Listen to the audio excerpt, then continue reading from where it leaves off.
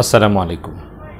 সততায় একটা political party কতটা মানে উন্নীত হয়েছে বা সততার দিক থেকে একটা পলিটিক্যাল পার্টির যে ব্যবস্থাপনা, ইন্টারনাল যে এনভায়রনমেন্ট এবং তাদের যে পরিচালনা পদ্ধতি, সেই সকল ইন্টারনাল সিস্টেম, এক্সটার্নাল সিস্টেম এবং তাদের টোটাল পরিচালনা পদ্ধতিতে এই সততাটা আসলে কী পরিমাণ আছে এবং তাদের যে সাপোর্টার, কর্মী বাহিনী এবং নেতৃত্ব, এই তিনটি পর্যায়ে তারা কতটা সততার স্বাক্ষর রাখতে পেরেছে, এটার উপর ডিপেন্ড করবে যে আসলে তারা দেশ পরিচালনা করতে পারবে কি পারবে না সততার সাথে। এখন আসুন আমরা বাংলাদেশ জামাত ইসলামীকে সততার এই মানদণ্ডে বাংলাদেশ জামাত ইসলামী কতটা উন্নীত হতে পেরেছে বা তারা কতটা কমিটেড এই ব্যাপারে। সততার দিক থেকে যদি বাংলাদেশে যতগুলি পার্টি এক্সিস্ট করে, যতগুলি পার্টি আছে এবং অতীতে যতগুলি পার্টি ছিল, এই সকল পার্টির মধ্যে যদি বাংলাদেশের একদম আপামর জনসাধারণ, খেটে খাওয়া মানুষ থেকে শুরু করে একদম এলিট শ্রেণী, আপার ক্লাসের মানুষ পর্যন্ত যদি আপনি জিজ্ঞেস করেন, হতে পারে সে জামাতের আদর্শকে অনুসরণ করে না, পছন্দ করে না, বরং ঘৃণা করে। তারপরেও তাকে যদি আপনি জিজ্ঞেস করেন যে সততার মানদণ্ডে জামাত উন্নীত কিনা, সে অকপটে বলে দেবে যে হ্যাঁ, জামাত সততার মানদণ্ডে উন্নীত।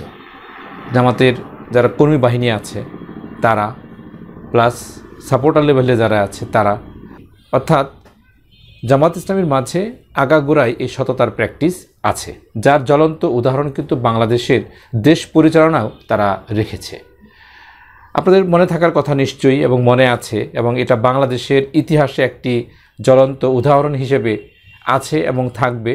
সেটি হচ্ছে বাংলাদেশ জামাত ইসলামী 2 জন মন্ত্রী 3টা মন্ত্রণালয় পরিচালনা করেছে: সমাজ কল্যাণ মন্ত্রণালয়, কৃষি মন্ত্রণালয় এবং শিল্প মন্ত্রণালয়।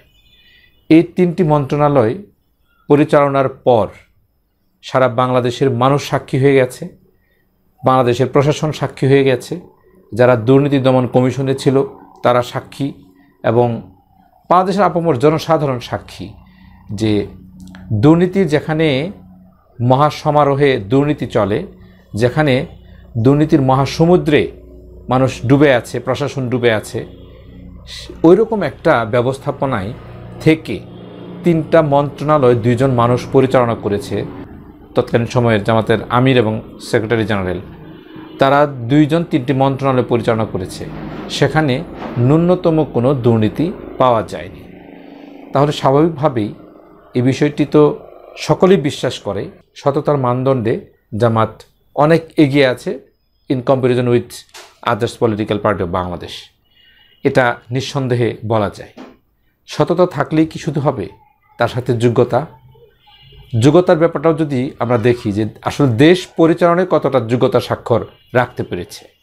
দেশ পরিচালনায় তারা যে 3টা মন্ত্রণালয় পরিচালনা করেছে, সেই মুহূর্তে যারা মন্ত্রণালয়ের কর্মরত একদম ছোট লেভেল থেকে একদম লোয়ার ক্লাস থেকে আপার ক্লাস পর্যন্ত যারা আছে, তাদেরকে যদি এখন পর্যন্ত জিজ্ঞেস করা হয় যে তারা আসলে কতটা যোগ্যতার সাথে, দক্ষতার সাথে মন্ত্রণালয় পরিচালনা করেছে, তাহলে তাদের কাছ থেকে যে উত্তরটা আসবে সেটাই হচ্ছে আসলে তাদের চরিত্র। খুব স্বাভাবিকভাবেই এই বিষয়টি আমরা, যেমন আমাদেরও অভিজ্ঞতা আছে, আমরা অনেককে জিজ্ঞেস করেছি তাদের মন্ত্রণালয়ে যারা ছিল, এবং একজন সেক্রেটারি লেভেলের মানুষ আমাদের সাথে অভিজ্ঞতা শেয়ার করেছেন। একজন হিন্দু ভদ্রলোক জামাতের তৎকালীন আমির মাওলানা মতিউর রহমান নিজামীর মন্ত্রণালয়ে চাকরি করেছেন। তো স্বাভাবিকভাবেই তারা যে সাক্ষ্য দিয়েছেন, তাদের কাছে জামাতের এই 2 জন মন্ত্রী সত্যের একজন সাক্ষ্য হিসেবেই পরিগণিত হয়েছেন, এবং খুবই দক্ষতার সাথে, যোগ্যতার সাথে তারা দেশ পরিচালনা করেছেন। অতএব এই মানদণ্ডে যদি ধরি জামাতকে, তাহলে জামাত দেশ পরিচালনায় প্রস্তুত আছে এই মুহূর্তে। এরপর আসুন কমিটমেন্টের কথা। জনসাধারণ যারা আছে, আপামর জনসাধারণের প্রতি আসলে জামাতের কতটা কমিটমেন্ট আছে বা তারা কতটা ডেডিকেটেড হবে আপামর জনসাধারণের প্রতি। এই জাস্ট কিছুদিন আগের ঘটনা, বাংলাদেশে যে দুর্যোগগুলো এসেছে, সেই দুর্যোগে বাংলাদেশের মানুষ সাক্ষী। সেই দুর্যোগে রাষ্ট্র সেখানে কন্ট্রিবিউট করার আগে, রাষ্ট্র চিন্তা করার আগে বাংলাদেশ জামাত ইসলামীকে দেখা গেছে সেখানে কন্ট্রিবিউট করতে, সেখানে জামাত ইসলামী সেখানে তাদের সহযোগিতার হাত বাড়িয়ে দিয়েছে। কি বন্যা, কি আগুন লেগেছে, অথবা এই যে কোভিড-19 যে প্রবলেমটা ছিল, এটা খুবই আশ্চর্য হবার মতো একটা বিষয় যে কোভিড-19-এর সময় বাংলাদেশ জামাত ইসলামী যেভাবে মানুষকে সহযোগিতা করেছে, যে সহযোগিতাটা করার কথা ছিল রাষ্ট্রীয়ভাবে, সেই সহযোগিতাটা জামাত করেছে। এবং ওই সময় কিন্তু জামাত আসলে ফ্রিভাবে মুভ করতে পারত না। জামাত হয়তো সেই সহযোগিতা করতে গিয়েছে, সেখানেও কিন্তু তাদেরকে বাধা দিয়েছে এবং সেখান থেকেও গ্রেপ্তার করা হয়েছে। কিন্তু তার মধ্যেও জামাত কিন্তু জনগণের প্রতি যে তাদের একটা কমিটমেন্ট, জনগণের প্রতি যে তাদের একটা ডেডিকেশন, এই ডেডিকেশন এবং কমিটমেন্টের কারণেই জামাত কিন্তু কোভিড-19-এর সময় সহযোগিতা করেছে। বন্যার সময় জামাতের আমিরকে আমরা দেখেছি যে তিনি কিভাবে ছুটে গিয়েছেন, একদম প্রত্যন্ত অঞ্চলে ছুটে গিয়েছেন।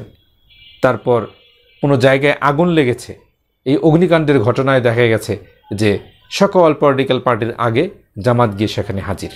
অর্থাৎ আপামর জনসাধারণের প্রতি জামাতের যে ভালোবাসা, যে ডেডিকেশন এবং যে কমিটমেন্ট, এই কমিটমেন্ট তারা ক্ষমতায় না গিয়েই, রাষ্ট্র পরিচালনার ভার তারা না পেয়েই যতটা দেখিয়েছে, যখন রাষ্ট্র পরিচালনার ভার পাবে আমাদের বিশ্বাস যে তারা এর চেয়ে আরও বেশি দেখাবে এবং এর চেয়ে আরও পরিকল্পিতভাবে এবং সুচারুভাবে তারা এটাকে আরও পরিচালনা করতে পারবে। এই জন্য জনগণের প্রতি যে কমিটমেন্ট, এই কমিটমেন্টের জায়গাতে এসেও কিন্তু জামাত অন্যান্য পলিটিক্যাল পার্টির চেয়ে এগিয়েই থাকছে। সুতরাং পরিবর্তিত এই পরিস্থিতিতে এবং আপামর জনসাধারণের যে একটা পারসেপশন বর্তমান সময়ে, আপামর জনসাধারণের যে পারসেপশন জামাতের ব্যাপারে এবং জামাতের যে লিডারশিপ, সকল কিছু বিবেচনায় আমরা বলতে পারি যে জামাত এখন প্রস্তুত দেশ পরিচালনার জন্য।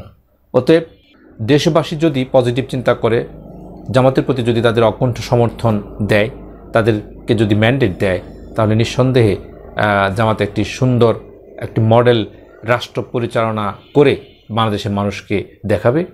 এটি আমাদের প্রত্যাশা। সকলে ভালো থাকবেন, সুস্থ থাকবেন। শুভকামনা সকলের জন্য। আল্লাহ হাফিজ।